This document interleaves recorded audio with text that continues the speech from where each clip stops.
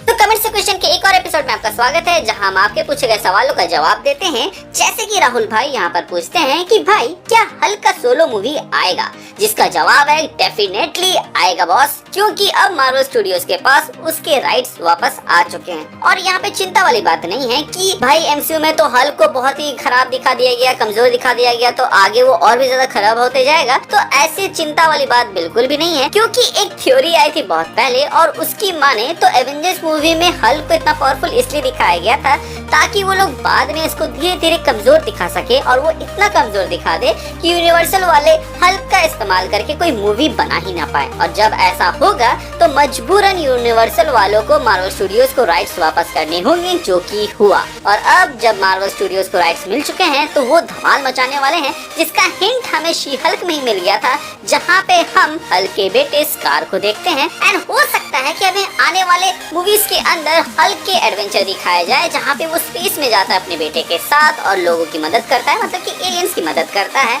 या फिर हमें वर्ल्ड वॉर हल्क या फिर वर्ल्ड ब्रेकर हल्क भी देखने को मिल सकता है। आप क्या देखने में इंटरेस्टेड है, मुझे कमेंट सेक्शन में जरूर बताइएगा। अब आते हैं अगले सवाल की ओर, जिसको पूछा है फिल्मी मेला पॉप भाई ने, जहां वो ये पूछते हैं लोकी के पास जो छड़ी रहती है एवेंजर्स 1 मूवी के अंदर, उसको थैनोस उसको देता है, जिसमें माइंड स्टोन था। तो क्या थैनोस को ये बात पता नहीं थी कि छड़ी में माइंड स्टोन है, या फिर थैनोस जानबूझकर माइंड स्टोन लोकी को दिया था?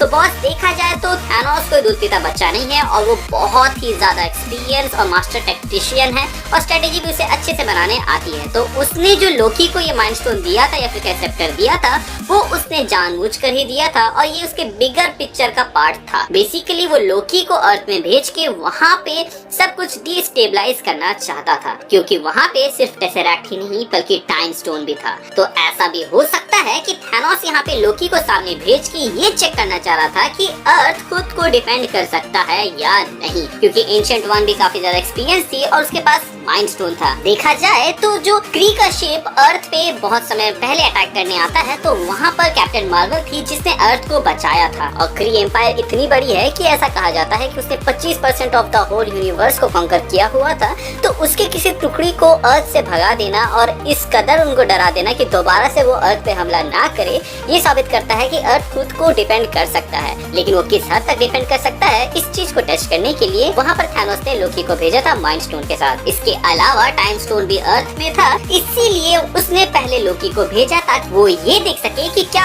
अर्थ खुद को डिफेंड कर सकता है या नहीं। इसके अलावा एक और रीजन जो हो सकता है वो ये है कि वो अर्थ वर्सेस एसगार्ड कराना चाहता था, जहाँ पे ओडिन वर्सेस अगर लोकी हो जाता तो लोकी मारा जाता। लेकिन वो ये बात जानता था कि क्योंकि बाइफर्स डिस्ट्रॉय हो चुका है तो ओडिन अर्थ नहीं आ सकता, और थॉर अभी इतना कैपेबल नहीं बना है कि वो डार्क मैजिक को यूज करके खुद को अर्थ में भेजे। तो ओडिन ने जब डार्क मैजिक का यूज करके या फिर डार्क मैजिक का इस्तेमाल करके थॉर को अर्थ में भेजा, तो वो कमजोर हो गए थे, जिसके वजह से दो चीजें हुई। सबसे पहले तो थॉर द डार्क वर्ल्ड के अंदर मैलिकेथ का सामना और ठीक से नहीं कर पाए, और इसीलिए थॉर 2 के अंदर लोकी अपने मैजिक से ओडिन को गद्दी से हटा पाया था। इसके अलावा जब ओडिन का पूरा ध्यान अर्थ की ओर था तो थैनोस निडवेयर जाके अपना गॉन्टलेट बनवा लिया और सारे वहाँ पे ड्वार्फ्स थे उनको मार दिया, जिसकी खबर भी एसगार्ड तक नहीं पहुँची। तो देखा जाए तो ये सब उसने बहुत ही सोच समझ के किया था, लेकिन यही चीज बैकफायर कर गया, जहाँ लोकी को माइंड स्टोन के साथ भेजना उसको पड़िया महंगा, क्योंकि इसी चीज की वजह से एवेंजर्स असेंबल हुए, और यही एवेंजर्स आगे जाके थैनोस की पूरी पुंगी बजा देते हैं। प्लस थैनोस का माइंड स्टोन लोकी को देना ये दर्शाता है कि थैनोस खुद में कितना ज्यादा पावरफुल है, और उसको इन्फिनिटी स्टोन की जरूरत नहीं है लोकी जैसे किसी बीइंग से डील करने के लिए। लेकिन अब लोकी इतना ज्यादा पावरफुल हो गया है कि वो पूरे टाइम लाइन्स का गार्ड कर रहा है।